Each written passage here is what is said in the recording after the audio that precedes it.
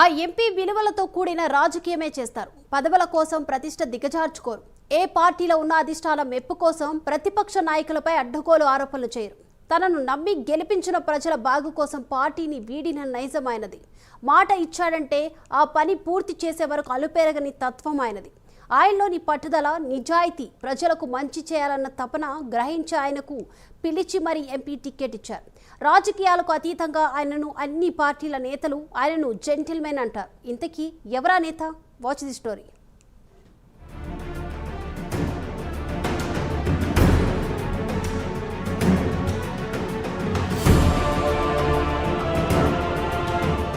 లావు శ్రీకృష్ణ దేవరాయలు ఈ పేరు తెలుగు రాష్ట్రాల్లో సుపరిచితమే. విజ్ఞాన్ సంస్థల అధినేతగా కొందరికి తెలిస్తే ఎంపీ శ్రీకృష్ణ దేవరాయలుగా ఎక్కువ మందికి పరిచయం. వైసీపీ సానుభూతిపరుడిగా రాజకీయ ప్రస్థానం ప్రారంభించిన లావుకు 2019లో జగన్ నరసరావుపేట ఎంపీ టికెట్ కేటాయించారు. ఎంపీగా మొదటి ప్రయత్నంలోనే గెలిచిన లావు తన పార్లమెంట్ పరిధిలో 7 అసెంబ్లీ నియోజకవర్గాల అభివృద్ధికి ప్రాధాన్యత ఇచ్చారు. ఎమ్మెల్యేలతో కోఆర్డినేట్ చేసుకుంటూ పనులు వేగవంతం చేశారు. పార్లమెంట్ సమావేశాల్లోనూ తన నియోజకవర్గ సమస్యలపై గళం విప్పారు. తన పరిధిలో ప్రతి సమస్యను పరిష్కరించేందుకు ప్రయత్నించారాయన. పల్నాడు ప్రాంత అభివృద్ధికి కేంద్ర పెద్దలను తరచూ కలిసి అనుమతులు, నిధులు విడుదల చేయించుకోవడంలో సఫలమయ్యారు. నరసరావుపేట పార్లమెంట్ పరిధిలోని చిలకలూరిపేట ఎమ్మెల్యే రజనీ, వినుకొండ ఎమ్మెల్యే బ్రహ్మనాయుడు లావును విభేదించేవారు. మిగిలిన ఎమ్మెల్యేలంతా లావుతో సన్నిహితంగా మెలిగేవారు.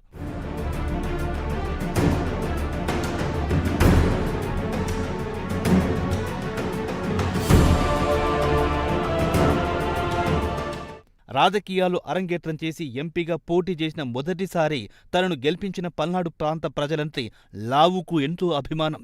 ఆ అభిమానమే ఆయనను వైసీపీ వీడి టీడీపీలో చేరేందుకు దోహదపడింది. పల్నాడు వాసుల దశాబ్దాల కలైన వరికపూడిసెల ఎత్తిపోతల పథకం పూర్తి చేస్తే దుర్గి, మాచర్ల, కారంపూడి, బొల్లపల్లి మండలాలకు సాగునీటి అవసరాలు తీరుతాయి. అయితే దశాబ్దాలుగా ప్రతి రాజకీయ పార్టీ ఎన్నికల ప్రచారంలో తమను గెలిపిస్తే వరికపూడిసెల ప్రాజెక్టు నిర్మిస్తామని హామీలిచ్చేవి. రాజశేఖర్ రెడ్డి సీఎంగా ఉన్నప్పుడు వరికపూడిసెల ఎత్తిపోతల పథకానికి శంకుస్థాపన చేశారు. కానీ పనులు మాత్రం ప్రారంభం కాలేదు. 2019లో ఎంపీగా గెలిచిన లావు వరికపూడిసెల ప్రాజెక్టుపై ప్రత్యేక దృష్టి పెట్టారు.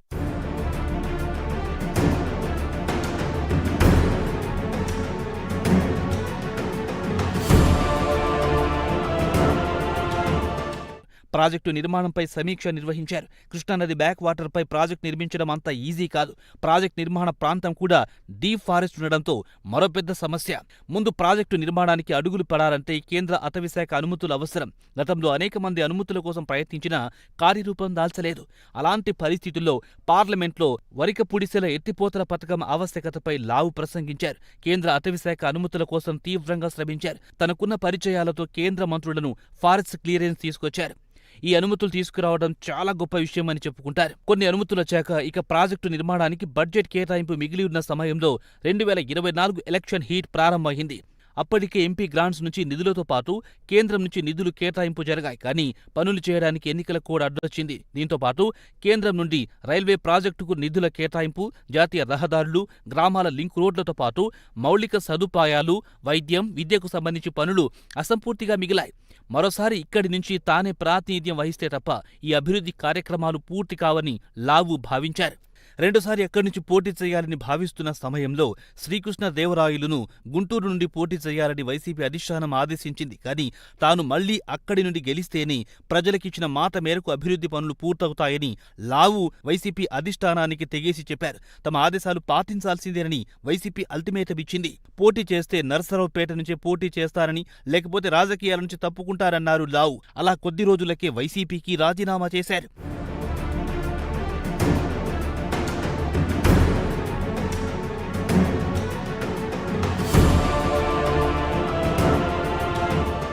అలా వైసీపీ అధిష్టానానికి ఊహించని షాక్ ఇచ్చారు. వైసీపీకి రాజీనామా చేయడంతో కృష్ణదేవరాయలు కమిట్మెంట్స్ అన్ని పార్టీలను బిత్తరపోయేలా చేసింది. ఇది గమనించిన టీడీపీ అధిష్టానం ఆయనకు పల్నాడు ప్రజలపై లావుకున్న అభిమానం, ప్రజల కోసం ఏదో చెయ్యాలన్న తపన, వారి కోసం పార్టీకి రాజీనామా చేసిన తీరుకు ఫిదా అయ్యింది. పిలిచి మరీ నర్సరావుపేట టీడీపీ ఎంపీ టికెట్ ఇచ్చింది. పార్టీ మారినా కృష్ణదేవరాయలు ఊహించని దానికంటే అత్యధిక మెజార్టీతో పల్నాడు ప్రజలు ఆయనను గెలిపించారు. 2024 ఎన్నికల్లో భారీ మెజార్టీతో గెలిచిన నాటి నుండి లావు పల్నాడు అభివృద్ధి కోసం తీవ్రంగా శ్రమిస్తున్నారు.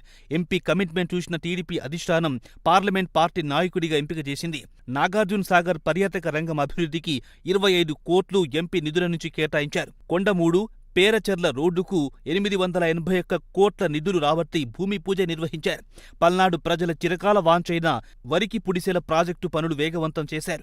ప్రాజెక్టు నిర్మాణానికి అవసరమైన నిధులను కేంద్రం, రాష్ట్ర ప్రభుత్వాల నుండి రాబట్టేందుకు డీపీఆర్ సిద్ధం చేశారు. నర్సరావుపేట పార్లమెంట్ పరిధిలోని అన్ని గ్రామాల్లో ఇంటింటికి పైప్లైన్ ఇచ్చేందుకు 1200 కోట్లు నిధులను వాటర్ గ్రిడ్ నుంచి రాబట్టారు. పల్నాడు వ్యాప్తంగా 5,000 కోట్లతో జాతీయ రహదారుల నిర్మాణానికి కేంద్రం నుంచి నిధులు కేటాయింపు జరిగేలా చూశారు. 3 రైల్వే ఆర్ఓబీలు, రైల్వే లెవెల్ క్రాసింగ్స్ వద్ద రైల్వే బ్రిడ్జిలు మంజూరయ్యాయి.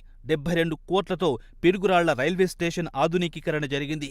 అన్ని అవకాశాలను ఉపయోగించుకుంటూ తనను నమ్మి గెలిపించిన పల్నాడు ప్రాంత ప్రజల రుణం తీర్చుకునేందుకు అహర్నిశలు శ్రమిస్తున్నారు ఎంపీ. అభివృద్ధితో పాటు సంక్షేమంపైన లావు దృష్టి సారించారు. మిర్చి రైతుల కష్టాలను పార్లమెంట్ సమావేశాల్లో లేవనెత్తి వారికి కేంద్రం నుంచి సాయం అందేలా చూశారు. గత ప్రభుత్వ హయాంలో రాష్ట్రంలో మద్యం పాలసీ, కల్తీ మద్యం, మద్యం మాఫియా వ్యవహారాన్ని పార్లమెంట్ సమావేశాల్లో ప్రస్తావించారు. తద్వారా దేశవ్యాప్తంగా వైసీపీ తీరును ఎండగట్టారు. లావు గళం విప్పిన నాటి నుంచి మద్యం మాఫియా విషయంలో రాష్ట్ర ప్రభుత్వం వేగం పెంచింది. అక్రమ మద్యంతో సంబంధం ఉన్న ప్రతి ఒక్కరిని ప్రభుత్వం అరెస్టు చేస్తోంది. నాయకుడంటే అధికార దర్పం ప్రదర్శించడం కాదు, ప్రజలకు ఒక సేవకుడిలాగా వారి సమస్యలను పరిష్కరించాలి. ఇప్పుడు లావు అదే చేస్తున్నారు. పల్నాడు ప్రజలను అభివృద్ధి పథంలో నడపడమే ధ్యేయంగా పనిచేస్తున్నారు.